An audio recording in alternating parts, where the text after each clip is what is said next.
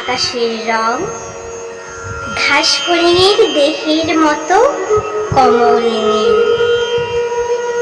চারিদিকে পেয়ারা ও নোনার গাছ টিয়ার পালকের মতো সবুজ। একটি তারা এখনো আকাশে রয়েছে।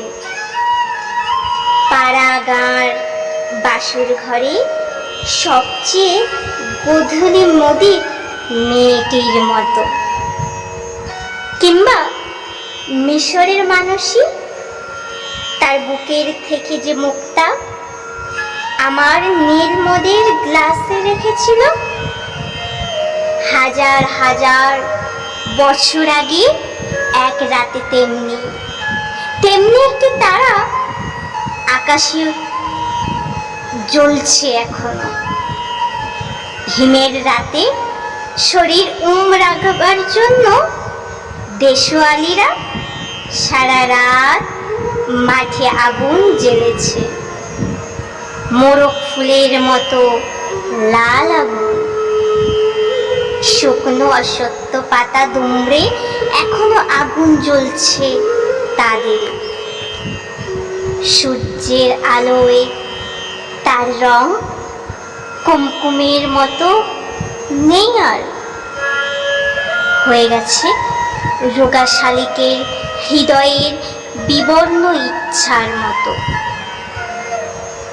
সকালের আলোয় টলমল শিশিরে চারিদিকের বন ও আকাশ ময়ূরের সবুজ নীল ডানার মতো ঝিলমিল করছে।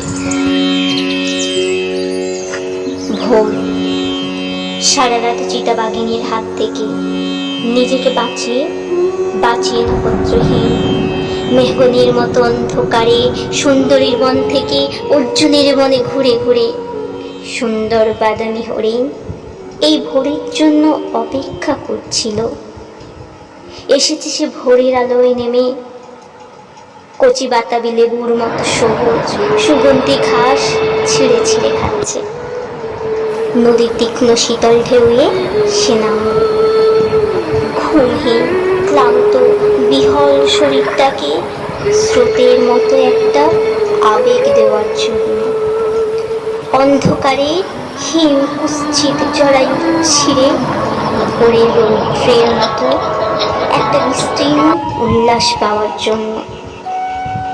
এই নীল আকাশের নিচে সূর্যের সোনার বর্ষার মতো জেগে ওঠে সাহসী সাধে সৌন্দর্যে হরিণীর পর হরিণীকে চমক লাগিয়ে দেওয়ার জন্য। একটা অদ্ভুত শব্দ, নদীর জল মচকা ফুলের পাপড়ির মতো লাল।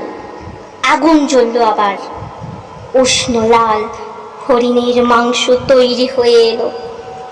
নক্ষত্রের নিচে ঘাসের বিছানায় বসে অনেক পুরানো শিশির ভেজা গল্প, সিগারেটের ধোয়া, টেরিকাটা কয়েকটা মানুষের মাথা, এলোমেলো কয়েকটা বন্দুক, হিম নিস্পন্দন নিরপরাধ ঘুম।